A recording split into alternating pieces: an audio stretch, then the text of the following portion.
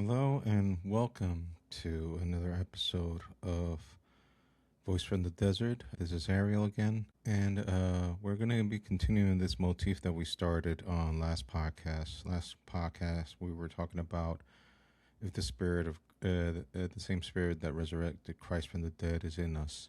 So we're going to be going with continuing with that motif. I know that I said that we were going to talk about the verses I use for prayer, but I feel led to go in this area. And for that, we're going to be reading in Galatians chapter 2, verse 20.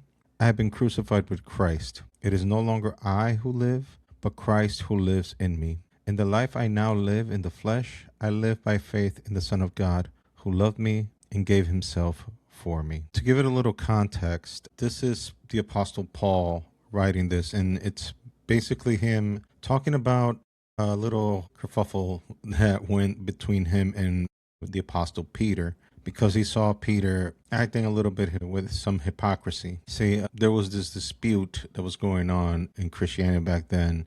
The first Christians were mostly Jewish, so they naturally saw this as a continuation of their faith, of Judaism. And they had no intention whatsoever to expand and branch out Christianity to the whole world. It wasn't until persecution happened that forced them to go out of Judea and go to Samaria and other neighboring nations and keep spreading the gospel. Now, what they originally thought is that, well, okay, so this is for you guys as well? Cool. But you're going to have to follow our rules. Like, you're going to have to go through our stuff, and that meant Jewish law. Now, there were others that got the revelation, including said Peter that we're talking about, that was not the case. Like, God called them as were, and they just had to follow Christ, and whatever after that, that's between them and God. So Peter was one of the first people that got ministered to that, without going into very specific details about that.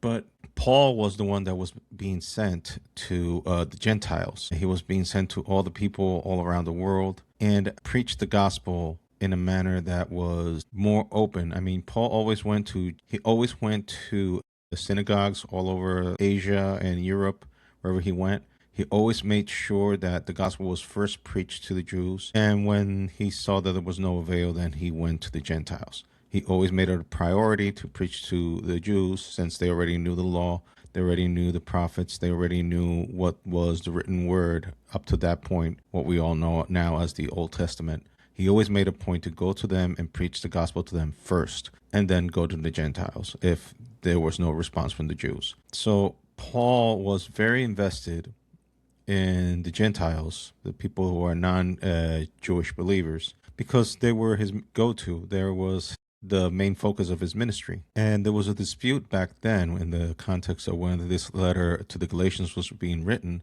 And it's the reason why Paul is writing this letter to the Galatians, because a certain section of Christianity, so you can tell that division within Christianity is not something new or 500 years old. It's been since the inception of Christianity. A group of Jewish Christian believers wanted to force the believers to live out the Jewish laws. So they were imposing circumcision. So they were making sure that if you want to be a believer in Jesus, you have to perform circumcision on all the males. And Paul was adamant against this, because one of the rules that the Council of Jerusalem came across when this issue came about what we're going to do with the Gentiles, or the non-Jewish believers, they totally removed the burden of living out the law, and they said that they only have to accept Jesus and try to live to not live an unmoral life, and to refuse to eat from anything that was dedicated to idols or strangled meat. Then after that, you're good. So there was a group of Christians going to Galatia, forcing them to circumcise, saying, like, if you don't circumcise, you are not going to heaven. If you don't do this, so basically imposing stuff that was in the law, mind you, but Paul is making clear that this promise of the law was specifically for the nation and the children of Israel. And that alone there teaches you a bunch of things. There's certain things that is written in the Bible that doesn't necessarily mean that it is for everyone. So basically context is key. So Paul was making it clear to the Jewish the non-Jewish believers in Galatia, like this does not apply to you. The circumcision does not apply to you. So going back with Peter, Peter was in a meeting where there was groups of both sides, the non-circumcision and the circumcision group. So what happens? The circumcision group had this hoity-toity attitude towards non-Jewish believers, and the Jewish custom is that you do not mix with non-Jews because that would not be kosher and you will be declared unclean. So before these circumcision people arrived, Peter arrived first to this gathering and meeting, and he was mingling with the Gentiles, the non-Jewish believers. He was mingling with them. Paul was there, and Paul was already accustomed to this kind of action, so there was no issue with Paul. So they were all interacting, all well and good. Then all of a sudden, the ones that do believe in the circumcision and had this little issue with the non-Jewish believers came about, and Peter immediately retreated to the side of the other ones, like kind of acting with hypocrisy, like I was good while these people were not here, but since now they're here, they might snitch me to the other people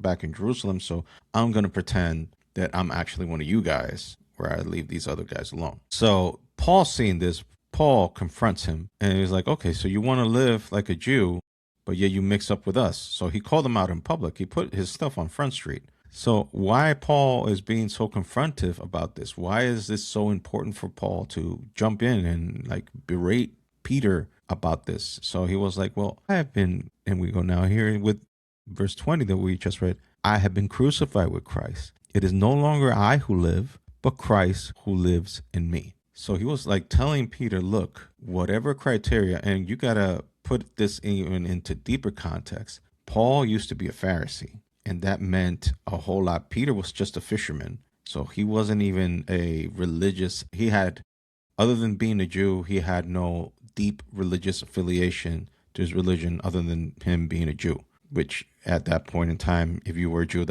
you already had religious affiliation by birth. Paul was a Pharisee. That means that he studied this. Like if anyone had any reason to show up and enforce laws on people, it would have been Paul. It would have been Paul. Paul would have been like, yo, you want to take this to the extreme. You be looking at the real one. You should be looking at me because I'm the one that was persecuting y'all. I was the one that was persecuting all you Christians. I'm the one that was chasing you around all about. And while I was doing so, that's when God chose me and picked me up while I was doing that. So, and Paul's like letting him know, that part of me that used to be so gung-ho about this kind of stuff, it's dead. He said, I was crucified with Christ. And it's no longer I who lives, but rather Christ is now who lives in me. So we're continuing this motif of death and resurrection. Paul is saying here, like giving it like a broader sense of what real Christianity is. And I brought the context in order for it to be clear of what Paul is talking about, but it also applies to a lot of different areas in our lives. Like there can be positions that we lost, that we've held for a long period of time, that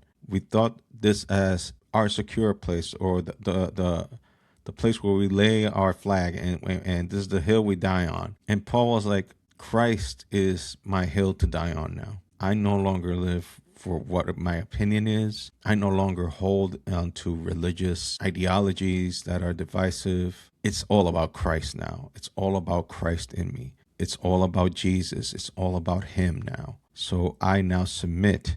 So in the life I now live in the flesh, I live by faith in the Son of God who loved me and gave himself for me. So he is now obsessed with living for Christ. It comes to a point in our lives as people who believe in Jesus. And if this is not your case, then it's not your case. For us who believe in Jesus, it is our desire, it is our heart's desire to please him, to be fully pleasing him, to that he has shown us, to show him the gratefulness that we have for his sacrifice. And what he has done in our lives is unpayable. We can never pay him back. We can never do enough that will reward such blessings and peace in our lives. Well, he thought that he was doing God a service back in his old life as a Pharisee, persecuting Christians, unaliving them, separating them, men and women. He didn't care. But he had that encounter with the living God, and that changed his life to the point that he can say, I am now crucified with Christ. Now, that expression alone, like, we think about crucifixion because we know the story of Jesus, and we don't give it the weight the word crucifixion meant back then. We don't have that cultural context of what being crucified is. I don't know if I mentioned this before, but it doesn't go wasted. I'm mentioning it again. Being crucified was the lowest of the lowest of the lowest of punishments. Like, that was reserved for the worst of the worst. And we're talking about at times where people had no morals, like they had no qualms about anything. This was like, there was no buffer. Like, nowadays we are, because the whole world is basically Christianized, it has some sense of morality, some sense of right and wrong. Back then, there was no such thing yet. Even them had a limit. And for them, being crucified was the lowest of the low. Like, you couldn't go lower than that. Like, that was reserved for the worst criminals, and you had to commit the worst crimes. That's why Pontius Pilate did not want to kill Jesus via crucifixion, because like okay, I got no qualms about getting rid of the dude, but I don't think what he's done qualifies to be crucified. Like, I don't think the punishment fits the crime. I mean, he's a little troublemaker, and that's why he flogged him. That's why he scorched him. He goes like, okay, well, he's gonna die eventually. I mean, we beat him up pretty good. We beat him up pretty good. Give him some time, he'll die eventually. I mean, look at him. That's why he said, look at the man. Here's the man. Like, I beat the daylights out of him. I beat the brakes out of him. Look, he's pretty much done. And they're like, no, crucify him. I was like, I don't understand you people. Why are you gonna go this far? So, and I'm making this emphasis so we can understand the context of what Paul is saying when he says, I am crucified with Christ. He's saying, like, I humble myself, because we gotta understand also the crucifixion, and this is not just reserved for Jesus. This is reserved for anybody that was crucified. You were crucified on your birthday suit. So there was no loincloths. They do that out of, respect, because nobody wants to see that image. But the reality is, that's how he was crucified. So not only are you going through the worst death that was imaginable back then, you're also being humiliated by being crucified in your birthday suit. Paul is telling Peter, I'm humiliated, I am dying the slowest of death, and I'm doing this with Christ because Christ paid that type of price for me. I will do so the same with anything that is against him. So I will be dying with Christ in my ideologies, in my frame of thought, in everything. So he's taking the reality of what happened to Jesus, because it is an historical fact that Jesus was crucified and was killed by the Roman Empire. It is a historical fact. So he's taking the fact of what happened to Jesus and using it as a sort of a metaphor, and also spiritually speaking, saying that I have been crucified with Christ. So it is no longer I who live, but Christ who lives in me. So he's saying, me and Jesus went to the death. And it's the same way as he rose from the dead. Now, it is not Paul that's coming back from the dead with Jesus. No, Paul died. Paul died on that cross as well.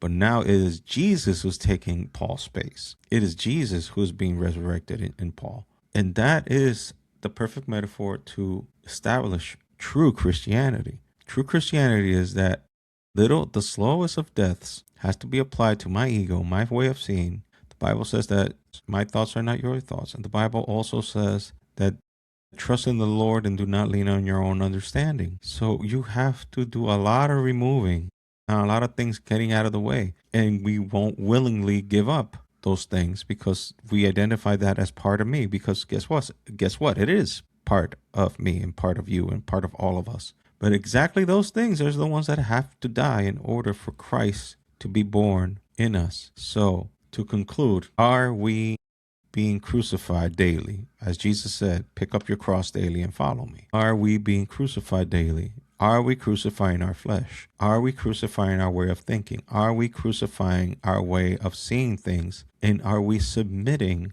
to the will of Christ? Because if we declare ourselves to be believers in God and we declare ourselves believers in Christ, we have to give up that old way of seeing and acting and doing. We have to submit ourselves to the will of God, to the will of Christ. So that is my conclusion for at this moment, to remind you that we are crucified with Christ, and it is no longer I who should be living, but Christ in us. So thank you for watching. Thank you for listening. I hope that this has blessed your life in some way possible. And just wish that all of us would understand what is to die to ourselves and let Christ be reborn. God bless you all, and take care.